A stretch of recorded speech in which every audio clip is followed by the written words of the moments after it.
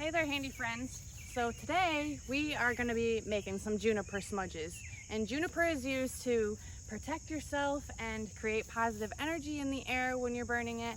And it also has a very minimal smoking point, so it's one of the best smudges for people who don't really like smoke. So let's come out here and forest some juniper, and then I'm going to show you how to make these smudges, and then we're going to burn some smudge.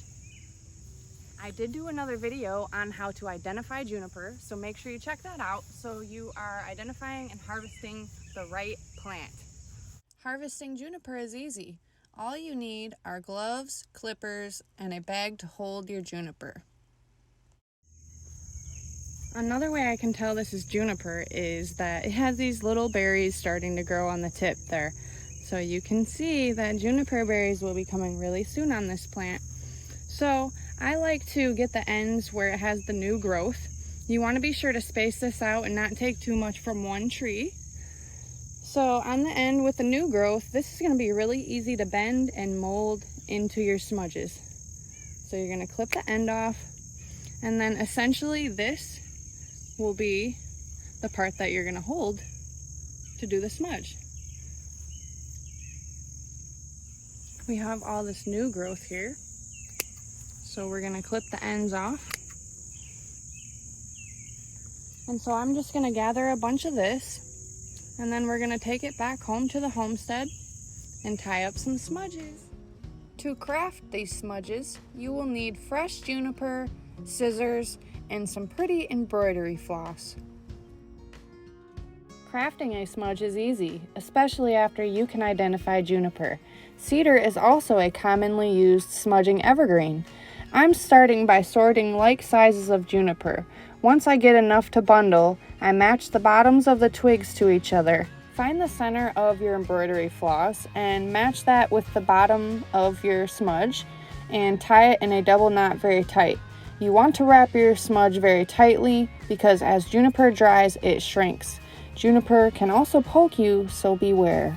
Next, I'm going to wrap my smudge diagonally in an upward direction, tucking in the pieces of juniper as I go, with one side of embroidery floss. Then, I'm going to repeat with the other piece of floss in the opposite direction. Once both pieces of the floss meet the top, I'm going to tie it again in a double knot tightly. I'm going to trim the top of my juniper as well as the floss. I'm going to allow my smudge to dry for 2 to 3 weeks depending on the humidity levels. I'm curious to know what your favorite type of smudge is and if you've smudged before. If so, please be sure to comment below. Now let's purify the air. Bring your smudge, matches, and bowl or shell to catch the ash. I purchased this sustainably harvested abalone shell to burn my smudges in on Amazon. I'll put more info in the description below. I have matches to light my smudges and a hawk feather to spread the smudge smoke.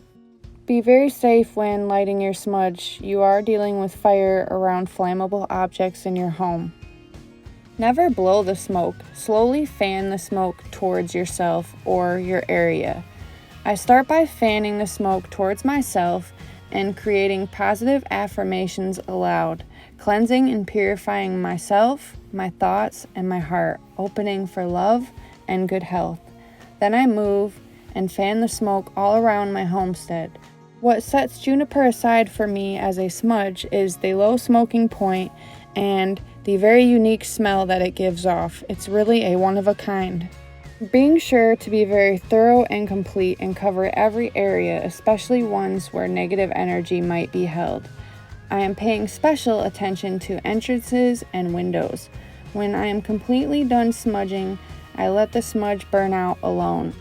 As a final step, I like to give thanks to Mother Nature for her offerings and allowing me to purify myself and my home.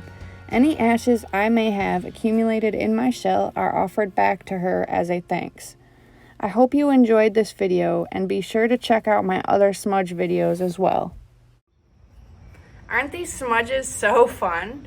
So if you like making these juniper smudges, make sure you subscribe to my channel because I have a lot of other videos coming out very similar involving nature. And please comment below if you have anything you would like to add or anything you would like me to do a video on in the future. So if you like what you see, give me that thumbs up. Subscribe to my channel, please, and stay handy, friends.